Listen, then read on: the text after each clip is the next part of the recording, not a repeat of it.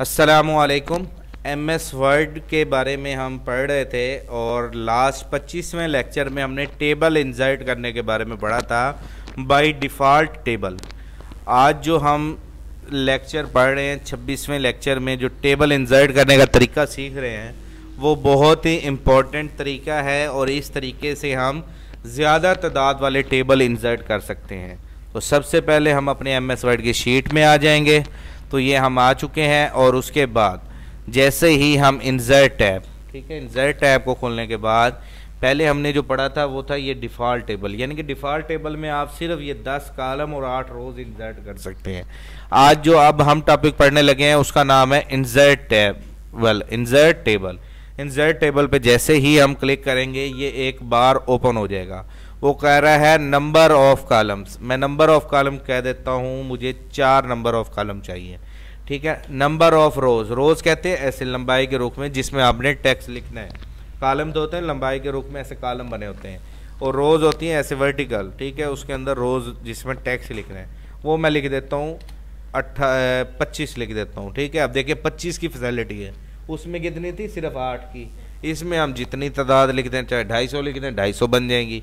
वो अपनी मर्जी है उसकी, 10 पेजों पे जाए, 8 पेजों पे जाए, जितने पेजों पे जाए। तो अब मैंने ये 25 रोज और 4 कॉलम पे क्लिक करके ओके कर दे रहे सिंपल। तो ये देखें हमारे 4 कॉलम, 1 2 3 4 कॉलम और 25 रोज। ये जो गिनना चाहे, जिसके पास टाइम हो वो गिन ले। बहरहाल एमएस वर्ड कभी गलत नहीं बताता। अच्छा, उसके बाद सेम टू सेम पहले लेक्चर में हमने सीखा कि अगर बराबर खुला करना हो कैसे करते हैं, ठीक है। बराबर खुला करना हो तो ये कॉर्नर पे एक डॉट बना हुआ है, नोड इसे कहते हैं, टेबल नोड। इस नोड से ऐसे क्लिक करके अपनी शीट के ऊपर थोड़ा सा ऐसे खुला कर देंगे तो ये टेबल आपका बराबर खुला हो गया। और भी अभी शीट में जगह पड़ी है, और थोड़ा सा खुला कर दें, ये लें। और भी अभी थोड़ी सी जगह पड़ी है, और थोड़ा सा खुला कर लें। इससे ये होता है कि आपकी शीट थोड़ी सी टेबल की मेयाद से थोड़ी खुली खुली हो जाती है।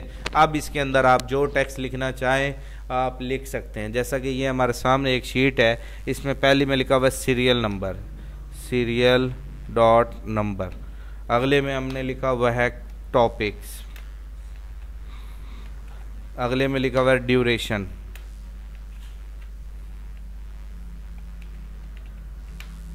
अगले में हम लिख लेते हैं रिमार्क्स। अच्छा, लास्ट सबका लेक्चर्स में अगर आपने नोट किया हो, मैंने पीछे रिव्यू वीडियो में मिस्टेक सेट करने के बारे में बताया था। जिन गरीब लोगों की इंग्लिश कमज़ोर है, जो कमज़ोर बच्चे हैं और जिनकी इंग्लिश वीक है, वो अपनी मिस्टेक सेट कर सकते हैं। अब देखिए मैंने यहाँ पे लफ्ज़ ड्यूरेशन लिखा है, जल्दी में मैंने स्पेलिंग गलत लिख दी है।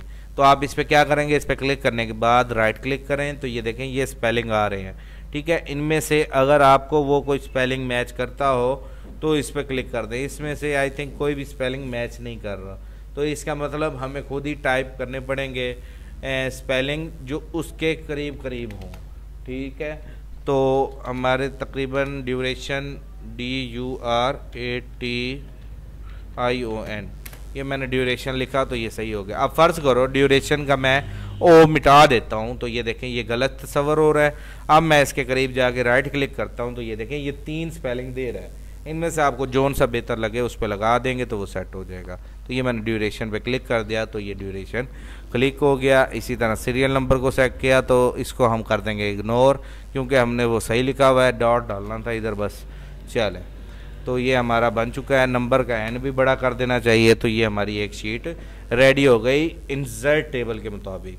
अब उसके बाद हमने same to same last lecture में भी पढ़ा था, अपनी पहली लाइन को सिलेक्ट करने के बाद लेआउट में आ जाएंगे, टेबल लेआउट। इसको मैं इधर करता हूँ, ये देखें ये टेबल लेआउट, टेबल टूल के अंदर लेआउट में आने के बाद इसकी अलाइनमेंट कौन सी कर देंगे हम, सेंटर टू सेंटर।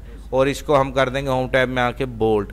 हेडिंग को हमेशा बोल्ड कर देते हैं, थोड़ा सा साइज भी बड़ा कर देते हैं ताकि हेडिंग और टेक्स्ट में फ़र्क नज़र आए कि ये हेडिंग है और ये उसका टेक्स्ट है।